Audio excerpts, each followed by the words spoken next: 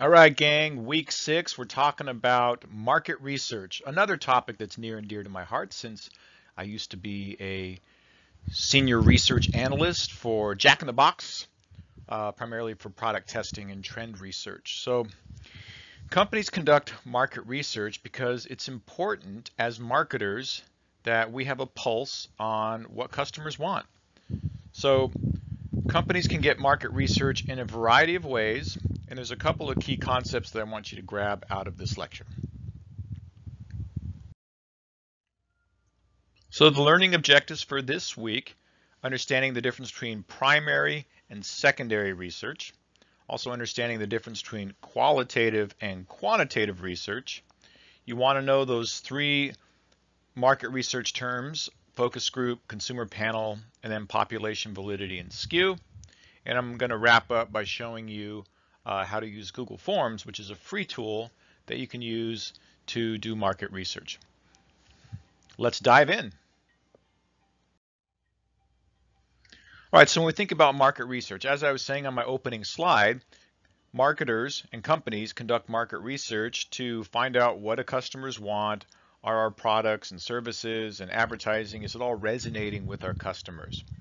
So oftentimes when we're launching new products, we're doing new research to see if the product is hitting the mark with customers or if they want changes. If we're entering into new markets, if we're going after new target audiences, if we're doing branding and positioning or repositioning work. So market research is a big field. And here in San Diego, California, as a city, we have a lot of market research firms because companies like to come to San Diego and do surveys and tests. We have a good demographic variety of diversity. We're up against the border, and we also have good weather, and we're a tourist town. So, so a lot of big companies like to come to San Diego and do focus groups and testing and things of that. So the pitfalls of market research. So market research is a way to stay close to your customer and know what they want. And that's very important that we're not just guessing or assuming that I'm the target audience, so I know what my customers want. So you want to stay close to your customers. It takes time, however, to do market research. So if you're doing a new product launch and you have to take, 4 to 6 weeks to gather consumer feedback, because you have to get a large enough sample size of people giving you feedback on a new product to make it valid feedback. So that takes time to gather feedback because I'm sure as consumers, you've had phone calls or people approach you asking you to provide some feedback, do some market research, and the standard answer most of us give is no thanks, right? So it's hard to get a large enough sample size. So it does take time, and that can slow down product launches and decision making. And it also costs money. So you may have to hire a market research firm. You may have to pay some folks to come in for focus groups. But market research does take time, and oftentimes it does take money. Now, with the advantages of social media, a lot of companies have found out that they can use social media as a way to collect market research data directly from consumers without having to pay for it. So that's a wonderful use of social media as well. Another reason why companies, particularly large companies, do market research is to defend the decisions that they're making. So I can tell you from my personal experience working in large companies, senior vice presidents of marketing, don't get to be senior vice presidents without making sure that they cover their rear ends and don't make mistakes when it comes to new product launches or new marketing initiatives. So how do they make sure that they've defended those decisions? Well, they do market research. So sometimes market research is meant as a defensive exercise to defend decisions that are already planning to be made. So, okay, so let's dive into some of the deeper parts of market research. So this slide gives you the 5 steps of the market research process.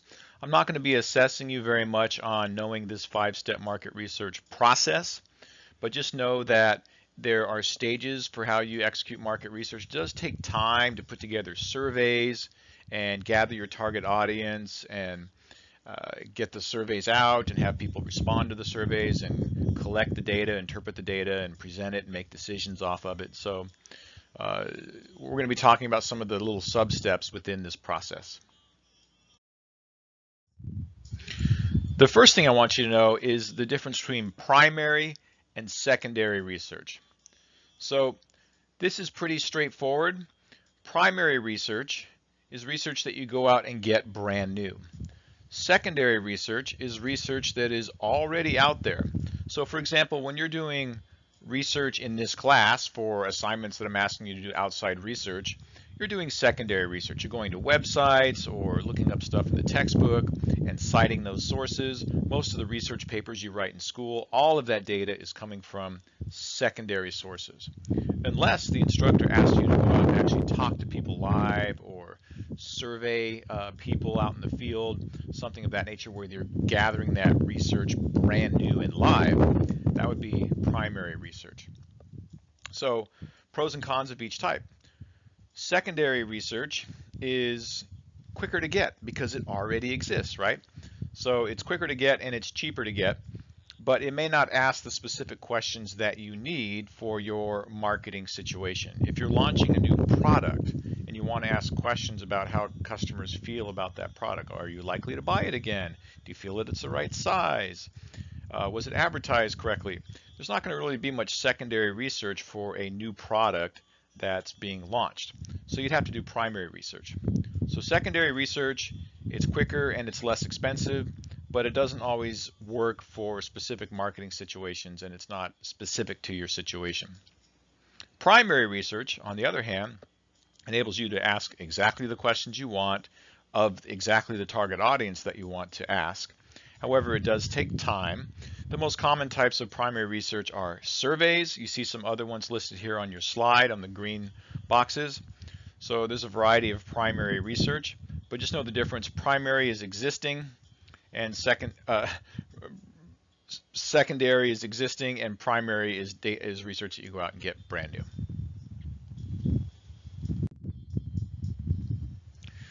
The next piece is qualitative versus quantitative research. So I'm going to start off by talking about qualitative research. So qualitative research is when you ask what we call open-ended questions of the consumer, and you're trying to get intimate feedback on how they feel about a new product or a new ad campaign.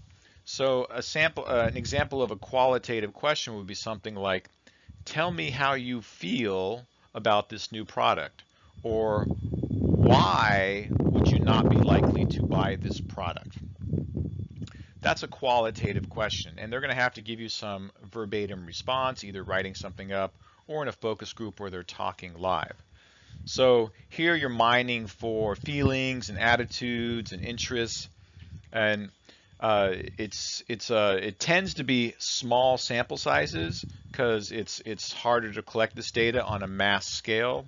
Now with sentiment analysis, where you can actually mine for keywords like on social media sites where people are typing up and posting and commenting, you can look for certain words, they call that sentiment analysis, and try to mine for things in that way in a large sample size. But typically qualitative methods are small sample sizes like focus groups, where you're interviewing maybe 8 to 12 people in a room and asking them questions, or an in-depth interview. Those would be qualitative situations. The most common one being a focus group. So when I was at Jack in the Box, we held many focus groups. I moderated some of these focus groups where you're the person in the room who's asking people questions and kind of managing the process. It's pretty fun, you know. There's usually a two-way mirror and the client's on the other side and they're watching while people are asking questions. And you know, sometimes you're writing up questions in the little behind-the-scenes booth and feeding them to the moderator to ask additional questions. But we have to remember that a focus group is a small sample size. It's 8, maybe 12 people max, and you can't have a huge focus group where it's like an auditorium. It's just too hard to get everybody's feedback. And focus groups are qualitative. You're asking for people's opinions. One classic example of focus groups is Nike. Nike used focus groups when they were talking about exercise and trying to come up with some brand ideas like why people exercise. And it was in a focus group where a customer said something to the effect of, when it comes to exercise, my motto is just do it. Just do it. And there was an ad executive sitting behind the focus group glass, and they heard that, and he wrote that down. He's like, that could be a good campaign. And lo and behold, Nike came up with their famous Just Do It campaign, which they used for many, many years. That came out of a qualitative research, specifically a focus group. Now, it says here in this slide, you notice I also added that a focus group is effective when it's used in conjunction with a quantitative survey. So we'll get to quantitative stuff next, but qualitative, short sample size, small sample sizes, open-ended questions like tell me how you feel, and you're trying to get kind of large verbatim responses. Compared to quantitative research questions. So quantitative research is where you're doing large sample sizes like 200 people plus, and those large sample sizes are statistically representative of the population. So when you take your statistics classes, you're like, we have 200 people answered this survey with a confidence interval or plus or minus 5%. That means it's 95% accurate, right? So quantitative methods have close-ended questions. So a qualitative question would be, tell me how you feel about this product. Whereas a quantitative question would be, please rate how likely you are to buy this product on a 5-point scale, with 1 being never and 5 being always, right? So they have to choose a specific answer. That's a close-ended. Or would you buy this product? Yes or no. And they have to choose one of those. That's a quantitative question. Quantitative methods are used for large sample sizes, and it makes it easy to roll up the data because people are selecting specific answers. So it's very easy when you've collected all your data, you can look at it and say, 70% of the people who responded said that they were very likely to purchase this product if it were to be launched, right? So, and the best types of market research blend both a combination of quantitative questions and qualitative questions. Quantitative questions, quantitative research, kind of give you a temperature of the room, right? So are we in the right direction? 70% of the people said they would buy this product again. Okay, that's good information, but we don't know why. So a qualitative question would follow up and not only tell you the temperature of the room, but why people feel the room is hot, right? So 70% of the people said they would buy this product. That's a quantitative question and the data result. And qualitative research would say, when we asked people in qualitative focus group research, they said the reason they would buy this product is because they believed that it was fresh and healthy, right? So that's something you're not going to get out of quantitative research. So when we use the two combined, one tells us if we're heading in the right direction, and then a qualitative question tells us the why behind it, if that makes sense. Now you're going to see a link here for Google Forms, so I'd encourage you to click on that link, and there's a tutorial there on how to use Google Forms, and I'll get to that in a subsequent slide.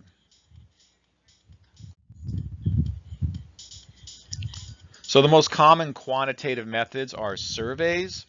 So that's putting together a survey and people have to select a predestined answer. I'm sure you've filled some of these things out before. Maybe you're doing customer surveys or new product purchase surveys, and they tend to have a lot of quantitative research questions. Even barcode information is quantitative, so it's measuring responses and it's rolling up that data.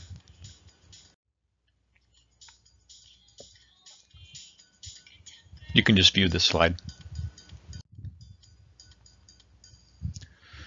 So we use market research to make decisions about launching new products or going into new markets or launching new brands, and also to inform our advertising strategy.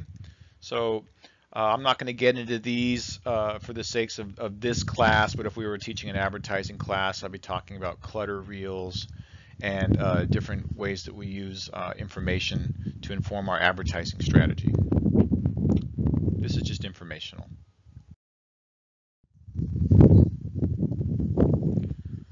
So when we interpret the data, we found that there was a situation, a problem we needed to solve. We're going to launch a new product, and we put together a survey, and we gathered a bunch of research, and now we have to interpret the data.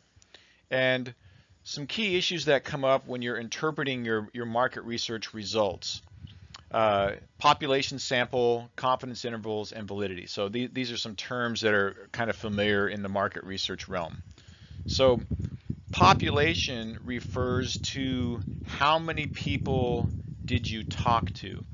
And when we're doing market research, the people that we're talking to are our target audience. So it's not the population as a whole, it's the population, the number of people in our target audience. So if you were to hire a market research firm, one of the first things they would ask you, say, hey, I'm looking to hire a market research firm. I want to do some focus groups in San Diego. We're launching salads at Jack in the Box, and we want to talk to women and see how likely they would be to come to our restaurants and purchase salads from us. And the market research company would say, okay, so what's the population you're after? And you would say something like, we're looking for women between the ages of 18 to 44 who are working with a household income of 35,000 plus. So okay, so again, the population really is a description of your target audience. Sample is how many people do you want to survey? That'd be the next question that the market research firm would ask you. How many people are you looking to talk to? And as the marketing person for your company say, we're looking for a sample size of 200. Typically, when you get quantitatively into sample sizes of 200 or higher, you have enough data responses that it's representative of the larger population for the market that you're in.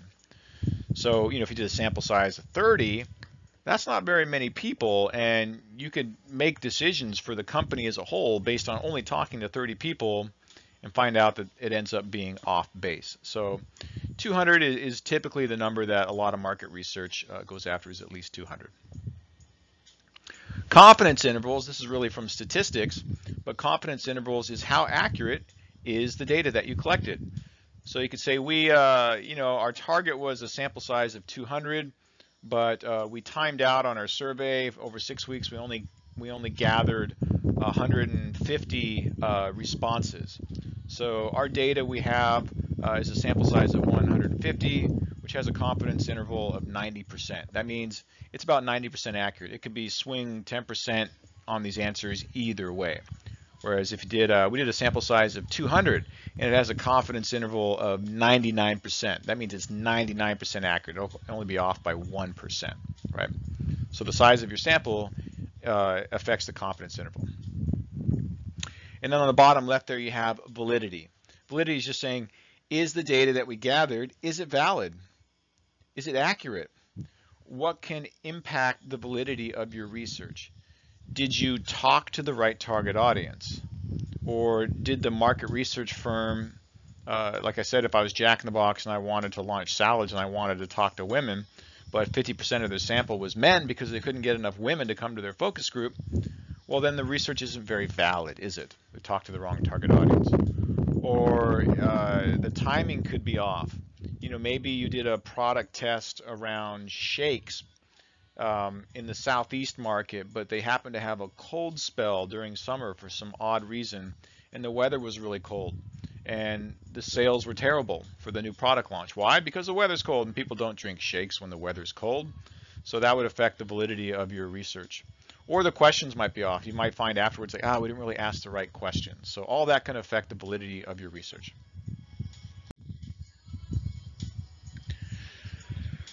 There's an art form to developing surveys. You definitely want to keep them short. I'm sure you've been the victim of somebody calling you and asking if you had time to do a, quote, short survey, and then they just keep asking you questions.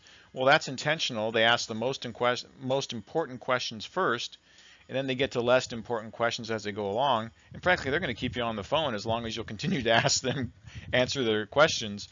So eventually you'll have to hang up. So you start with the easy and most important questions. You keep them short. You don't want to have leading questions. So questions along the lines of, do you like to travel? Well, who doesn't like to travel? Everybody likes to travel, right? So that'd be kind of a leading question. Or so you want to try to not infect the question with kind of the survey with anything that's leading. and you have to do also what's called a screener. That's not listed here on this slide, but that's common. A screener would make sure that you screen out people who aren't part of your sample. So if I was at Jack in the Box and wanting to research women about bringing salads to Jack in the Box, if I got somebody on the phone for a phone survey, the first question I would ask is, to make sure you're eligible for this survey, we're going to give you $10 if you spend 5 minutes and answer this survey. Are you female? Yes. Are you between the ages of 18 and 34? No. Thank you for your time. We can't have you participate in the survey, right? So uh, the screener makes sure that you're getting the actual people that you want to talk to.